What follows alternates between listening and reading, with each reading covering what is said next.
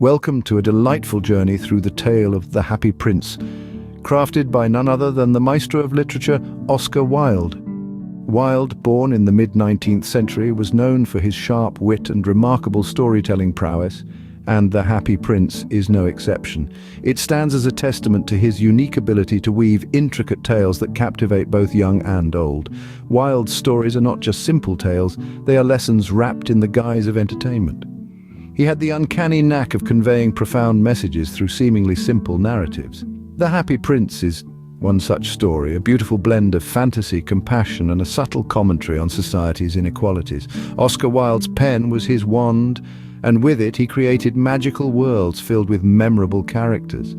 The Happy Prince is one such character, a testament to Wilde's genius. So buckle up, dear listeners, as we delve into the enchanting world of The Happy Prince. Once upon a time, in a city far, far away, stood a magnificent statue of the Happy Prince, gazing upon his kingdom with eyes made of sparkling sapphires.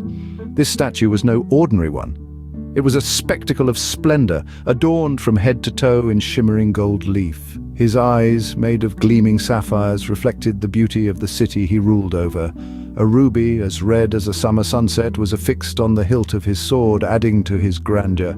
From his towering height, the Happy Prince had a panoramic view of his kingdom. He saw the bustling city, the busy marketplaces, the elaborate castles, and the sprawling meadows.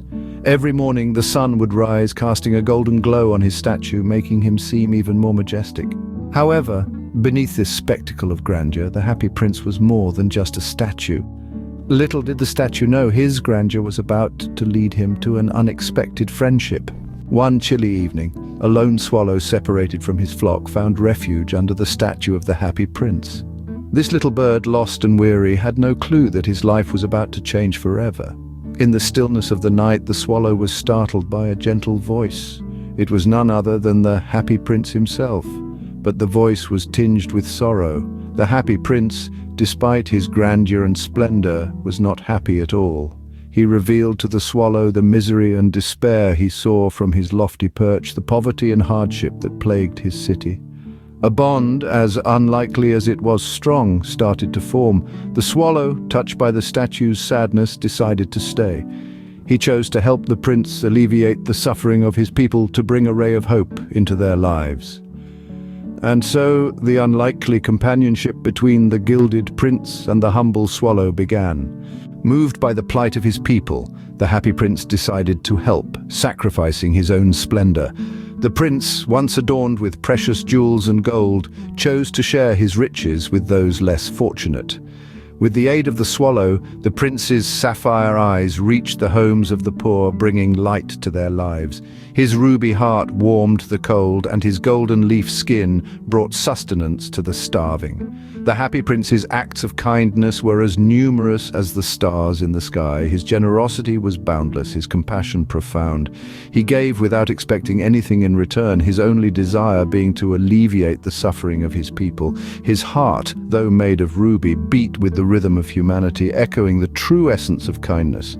In sacrificing his riches, the Happy Prince found a wealth far greater, the wealth of kindness and compassion. As winter fell, so did our brave little swallow, giving his life for the prince he had come to love. In the heart of the city, atop the high column, the story of the Happy Prince and his faithful swallow unfolded, a tale of sacrifice, love, and compassion.